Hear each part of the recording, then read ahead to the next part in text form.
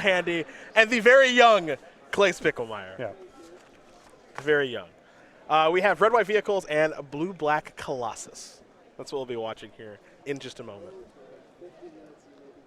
That's a team battle, too. It's Team Card Hoarder versus Team Next Level Nexus. So, here we go. Clay with the Needle Spires, we're underway. Emma with the blue-black Colossus deck. Now, the goal here is to get Metalwork Colossus on the battlefield, not just one, but as many as you can. Try to go all the way up. A veteran motorist will scry 2 here for Clay. We'll be taking a look at a lot of cards here, and we will start with the motorist. It's a newbie, but it's a goodie. It's going to scry 2 to the bottom. 3-1 enters the battlefield. You get to scry 2. And then whenever veteran motorist, cruise a vehicle, that vehicle gets +1/+1 until end of turn. For Handy, she will play an Ether Hub and pass that turn back. We'll head Spicklemire's way. He will draw. Here's an attack for 3. No. A Spatial Contortion will take care of that.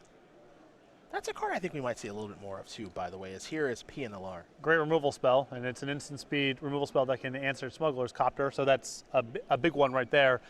Question is just going to be how reliable are the colorless lands, especially with the Pain lands cycling out from Magic Origins. Sunken Hollow there from Handy to pass the turn back. You saw Spicklemire, his last name's a doozy. Spicklemire playing a PNLR. I think this one is a card we're going to see a little bit more of. It's got a lot of nice stuff going on. It's innocuous, but a lot of really nice small pieces of the puzzle there. Synergizes well with artifact stuff. Obviously, I think it's going to be not the splashiest card, but it's going to show up plenty in red aggressive and mid-range decks. Handy already down to 16.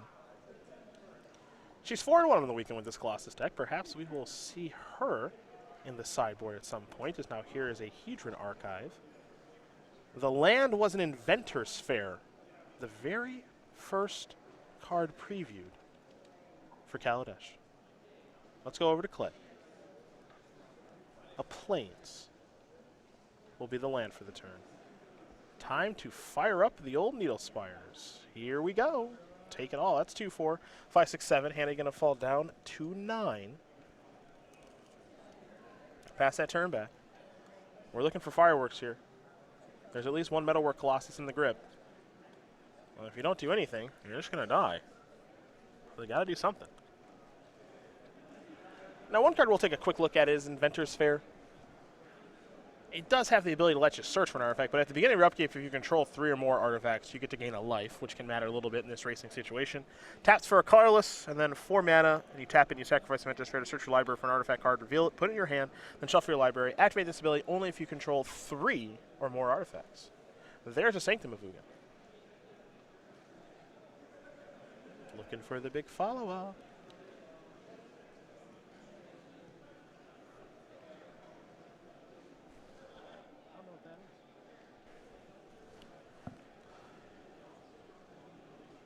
I believe Foundry Inspector. Yes, Foundry Inspector is the play.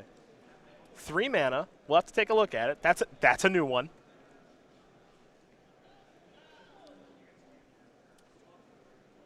Artifact spells you cast cost 1 less. Okay, got it. Harnessed Lightning. What do we have here? Oof. Ooh.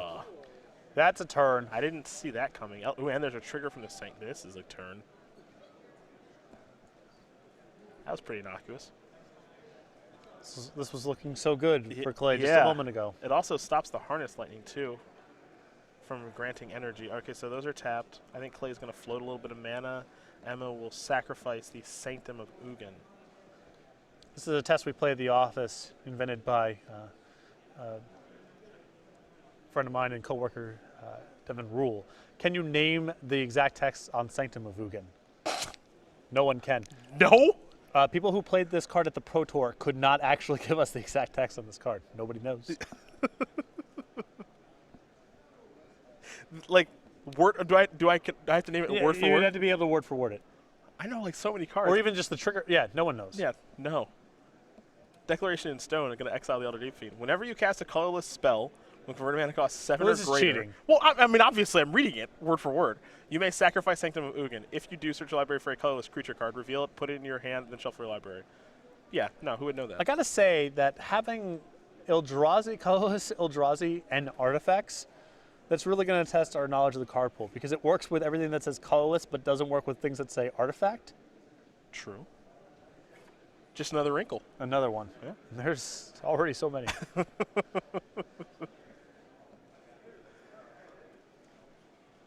Handy with 2 energy. All right, there's another Foundry Inspector. And now with that clue from Declaration of Stone, the Inventor's Fair. Oh, we're there. We're there. Spicklemire will draw.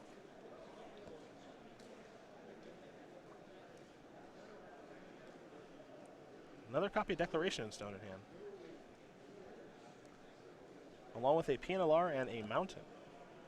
Yeah, flooding out a little bit here. Pia Legend, so that's not the best in this spot. There's Deck and Stone.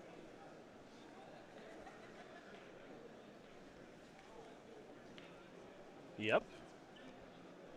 Another clue on the way. Needle Spires. Yes. Sack a clue. Draw a card.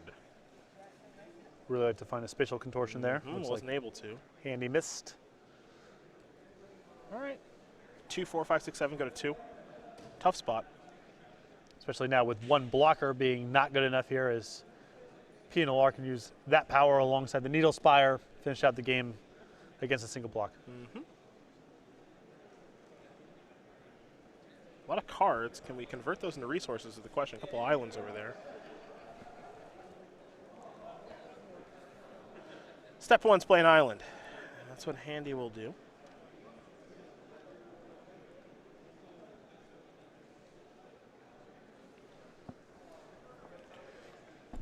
Three mana. Caravan.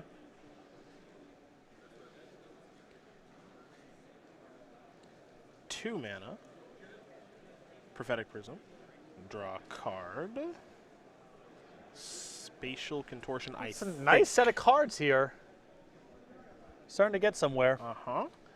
Big blocker and a removal spell if Spicklemire decides to shove in here and try to make one lethal creature through the blocker. It's a Metalwork Colossus. We'll take a look. This is the payoff card. It is large and in charge. And there's Spatial Contortion to take care of Pia.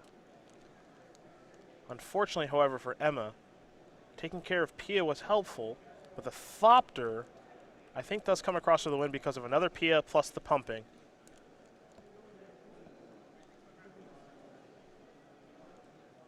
Yep, there's your pumps, there's your beatdowns, and that's going to do it. So Clay Spicklemire is going to win game number 1 here over Emma Handy. Red-white vehicles, not a lot of vehicles that particular game. Up a game here over the blue-black Colossus strategy. Yeah, just barely got over the finish line there. I'm not sure if Handy can win that game by sitting back with the Spatial Contortion and hoping that Spicklemire just makes a mistake and, you know, tries to just shove on the Needle Spider there. Not sure. But with Spicklemire having the PNLR in play and the ability to pump the Thopter plus the Needle Spire probably compelled her to want to just get rid of one of the lethal things and hope that she could hold off there. But Spicklemire with the second Pia, and Handy couldn't block, and that was that.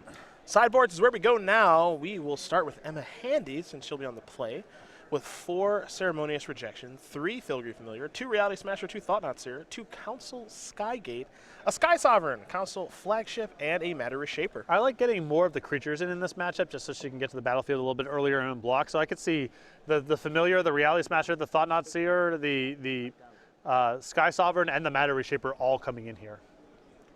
On the other side of things, for Clay Spicklemire, 4 Gideon Allies in a car, 3 Galvanic Bombardment, 3 Weaver of Lightning, 3 Sky Whaler Shot, then 2 Fragmentize. I'm not sure if Gideon is really well situated for this matchup. It's a little bit on the slow side, and Handy's trying to go so far over the top. I don't know if that sort of incremental advantage really matters. But Sky Whaler Shot I'm interested in. Handy's payoffs are all very large threats, and that's a card very well situated for that kind of fight. Well, those are the options there for both players. Emma Handy will be on the play for game number 2. And while they do shuffle and sideboard and get ready to rock and roll for game 2, we'll talk about the StarCityGames.com weekly sale, where this week, which it's going to end pretty soon here, Monday morning. You get to save on select full art basic lands. Yeah, every week over at StarCityGames.com, starting at Monday, 11 o'clock Eastern Time, there is a sale on a selection of cards or products over the course of that week, and then every week we have a new sale. Right now it's on full art basic lands, so a variety of unland, Zendikar basics, Judge promos, what have you. Go and check it out, and make sure to be coming back to the website once a week to see what the new sale is. Game number 2 about to be underway here from Indianapolis as both players will shuffle up and get ready to rock and roll. Only one pile shuffle per. Love it. As we do know. Just moving so fast. Emma Handy, a player we'll learn a little bit more about right now. 24 years old from Asheville, North Carolina, looking to get the first top 8 on the board. A lot of 9ths, 10ths, and 11ths for Emma, the member of Team Next Ridge Nexus. Looking to get that first one taken care of. Is qualified for nationals or better in 7 different card games. Can play any musical instrument in a rock band, and a big Lady Gaga fan. So definitely into music here, as you can tell. Oh, yeah. And I've been trying to push her very gently, but will become less and less gentle as we get closer. Okay. Sigur Rós, who I saw in Denver on Tuesday of last week. Best live show I've been to. The day after. Ever? Ever, yes. Wow. The day after Grand Prix Atlanta, they are performing in Asheville, North Carolina. I've been trying to encourage her to go to the show. She may have some scheduling conflict, she's mentioned, but as more and more people have reached out to her and told her that this is a significant thing, hopefully. What is a Sigur Rós? They're a music band. Just what kind of music? Hard to describe. I mean, a lot of it, it's kind of, the setup kind of looks conventional rock band style. I mean, drums, guitar, keyboard, so forth, but it's hard to describe via genre. Okay. Anyhow, it's incredible. They're performing in Nashville. If you're going out to the Grand Prix in Atlanta next weekend and you're driving back through the Mid-South on your way, maybe stop off in Nashville the 10th. Just saying. This is a big endorsement. Yes. You've seen a lot of live music. I have. I've seen Arcade Fire 2 summers ago, I think. I think they were that was incredible. your favorite at the time. Yep. Radiohead several times, Wu-Tang Clan together, and also as separate individual performers. Vampire Weekend, Bruce Springsteen several times. These are performers who are known for putting on very good live shows, and Sigur Rós blew them all away. So Jeez. I would recommend doing it if you can.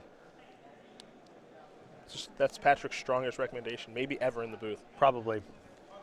Definitely my strongest recommendation about something that I'm endorsing. Yes. When it comes to things I'm insulting the other end of the spectrum, yes. The number of sponsorship deals, potential sponsorship deals I've blown, definitely have been giving more vigorous endorsements on the other side of things. That's okay. We love you for it. Yep. If they don't want to work with you, we don't want to work with them. Maybe.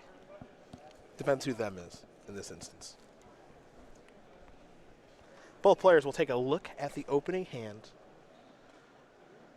Looks like Handy will be sending it back, not happy with the opener. Spicklemire taking a little bit of a look. While Emma does shuffle up and be looking at 6 for a moment, a quick message from the wonderful people sponsoring this tournament here in Ultimate Guard.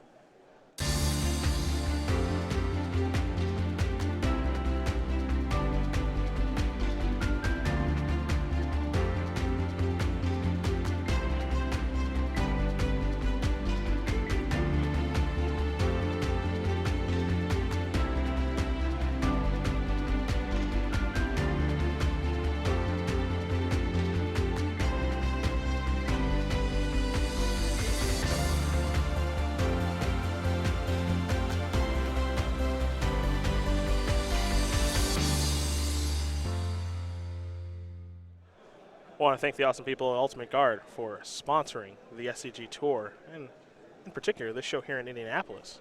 I had to say, looking over Emma's deck list here, getting a little bit more familiar, that Spawning Bed plus Inventors Fair makes me so happy. You know what that is? Nice. It's good deck And building. you get the synergy with now you have the mana to do things. And I think Spawning Bed might be a card that's poised for a little bit of an uptick. You're big on the Spawning I Bed am. train right now. I just want you to know that. Really big on that. Pretty good card, no doubt about it. They're unfortunately not artifacts that is the ideal setup. But still having the mana left over, do things with your fair, go and do things with Ultra Deep Fiend. They can work with the crew. To Turn on the caravan. Yeah. Give some beatdowns that way. It's got the Sky Sovereign in the sideboard. It's beautiful there. It's a real team effort. Gonna be tough on 5 cards, but it's a real team effort. Ugh. Let's make it 4 now. And unfortunately, I mean, 4 cards is really bad no matter what, but Andy's deck definitely a critical mass deck. I mean, It needs to get a lot of artifacts and a lot of moving parts. He needs to get interlocking, and if Spicklemire's draw is, what you'd hope for, he will not give her all that much time. Even somewhat reasonable, I think. Are we getting ready here for another one?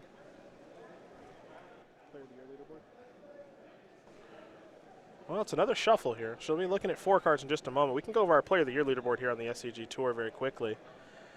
Jeff Hoagland, he's on top of things not only there, but in this tournament too. He's 5-0. Off to a great start. Haven't seen a lot of Tom Ross yet.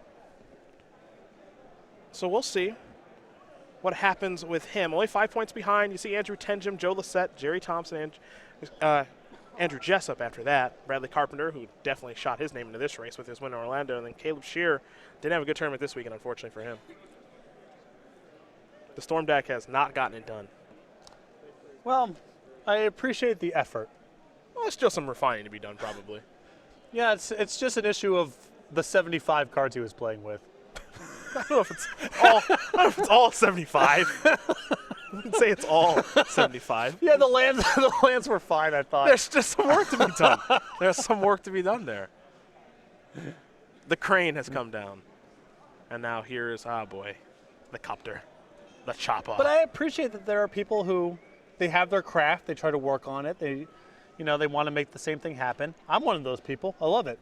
Just a little tough sometimes. Filgry Familiar, after a hub, 2 energy. Spicklemire will draw.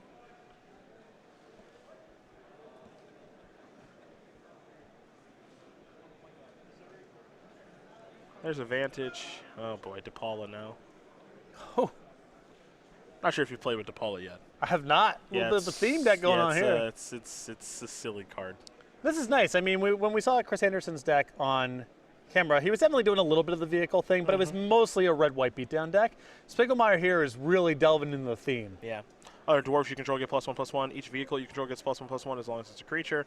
Then when DePaula becomes tapped, that can be from attacking, that can be from crewing, that can be from whatever. You may pay X. If you do, reveal the top X card to your library. Put all dwarf and vehicle cards from among them in your hand, rest on the bottom of your library in a random order.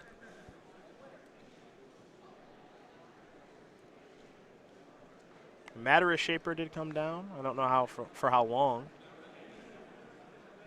There is a Veteran Motorist, Scry 2. Declaration in Stone. And that's the combo with the Legend, because you know what's on top, and then you know how much to do the thing for. Can't get anything by you. No. Declaration in Stone looks like it's going to stay on top. Here's a land.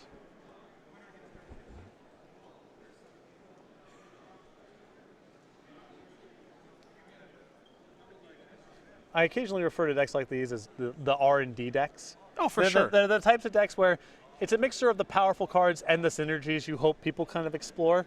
Spicklemire's got an R&D deck right now. Playing like an R&D deck. That's for sure. I like that you can crew mid. Yeah. You have +1/+1. That's nice. And now Declaration in Stone there. That's pretty good.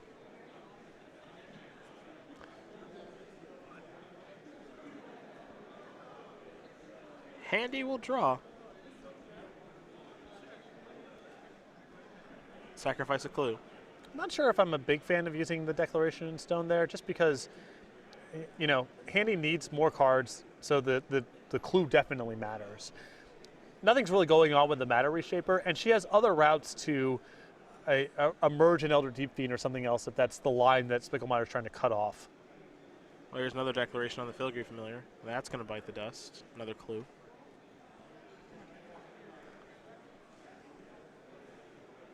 Thraben Inspector will bring a clue along with it. So 2 counters, or 2 clues, excuse me. Easier way to represent that. Into the chopper.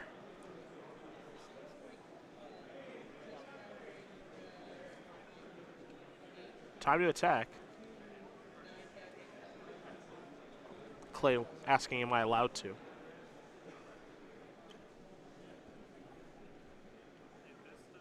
The answer is yes. Everybody. Chopper trigger. Draw and discard. Goodbye, Needle Spires. Spicklemire is sitting pretty well right now. And I like this attack from Spicklemire, willing to trade off, even though Andy's creature is much worse. And I think this is all about trying to cut off Elder Deep Fiend or some other emerged threat. He's got more than enough to win with, so any trades here are pretty positive for him. And there's a Spatial Contortion, so there's your trade. 4 damage going to come through. This might be manageable. A couple timely draw steps. Follow-up is Toolcraft Exemplar. 3 artifacts in play, Yeah. 2 clues. Yep. Synergies just coming from all the blocks. So happy watching these games. Sacrifice a clue will handy. Inventor's Fair and Island, and a Scrap Heap Scrounger. I do not believe that's the winning combination. Clay Spicklemire will win this match here over Emma Handy, 2-0. White-Red Vehicles will take care of Blue-Black Colossus. Handy's draws did not come together. Spicklemire's certainly did. And the young man who's a Grand Prix champion is now 5-1. And his deck is really fun for me to watch because, more so than Anderson's deck, really trying to make the vehicle plus dwarf plus, kind of the flavorful stuff that you look at as spoilers and hope maybe it's powerful enough, generally isn't. Watching him really push the mechanic and push the enablers is really sweet. Yeah, and those